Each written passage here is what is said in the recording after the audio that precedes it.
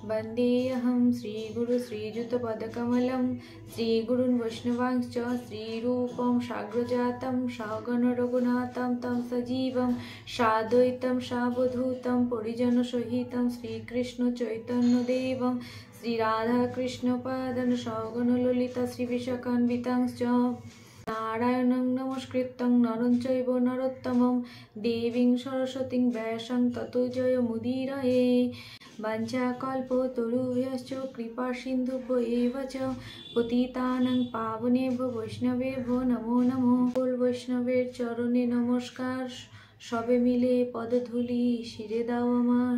जय श्री गुरुदेव, जय गौर, जय राधे। आज के बसंत पंचमी, आज के देवी सरस्वती এই পৃথিবী লোকে পূজিত হচ্ছে। আমরা সরস্বতী বন্দনা স্তোত্রে দেখতে পাই শুধু এই পৃথিবী লোকে নয়, সর্বোচ্চ লোকেও এই দেবীকে বন্দনা করা হয়। ব্রহ্মা বিষ্ণু মহেশ্বরের মতন সর্বোচ্চ দেবতারাও এনার আরাধনা করেন।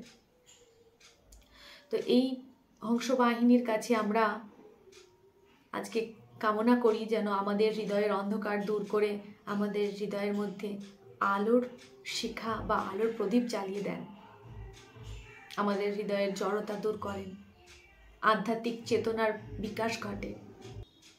এছাড়াও আজকের দিনটা বিশেষ গুরুত্বপূর্ণ, কারণ আজ থেকে অর্থাৎ বসন্ত পঞ্চমী থেকে গৌর পূর্ণিমা পর্যন্ত এই কয়েকদিন হরিলীলা অর্থাৎ বসন্ত লীলা রসাস্বাদন করেন শ্রী বলদেবচন্দ্র এবং কৃষ্ণচন্দ্র নিজ নিজ গোপীগণের সাথে।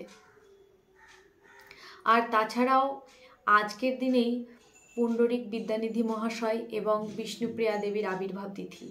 বিশেষ করে এই গৌরাঙ্গ ঘরণীর যে ত্যাগ, তা এই বৈষ্ণব সমাজে অতুলনীয়, যার সঙ্গে কোনো কিছুর তুলনা করাই যায় না।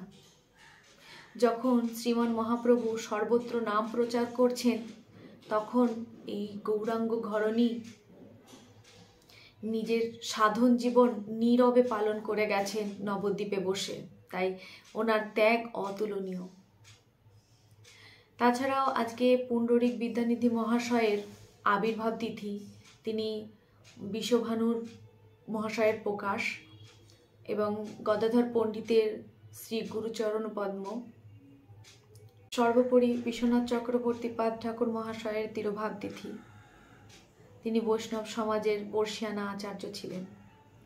তিনার যে গ্রন্থরাজি আজ একইভাবে সমাদৃত বৈষ্ণব সমাজে, তিনি এইভাবেই মান্যগণ্য।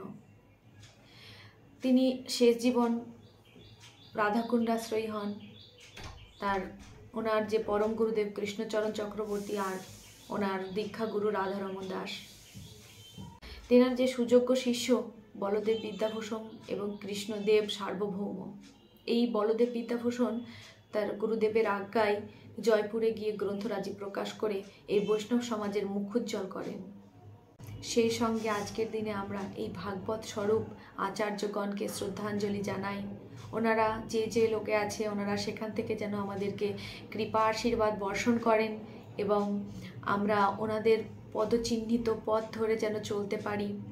ওনাদের লবলেশ কণাও যদি আমরা ধারণ করতে পারি, আমরা ধন্যাতিধন্য হব। কারণ প্রভু তুমি যাও চলি, পদচিহ্ন যাও ফেলি, আমি চলি সেই দাগে, প্রভু রহ মোর আগে। জয় রাধে, জয় নিতাই।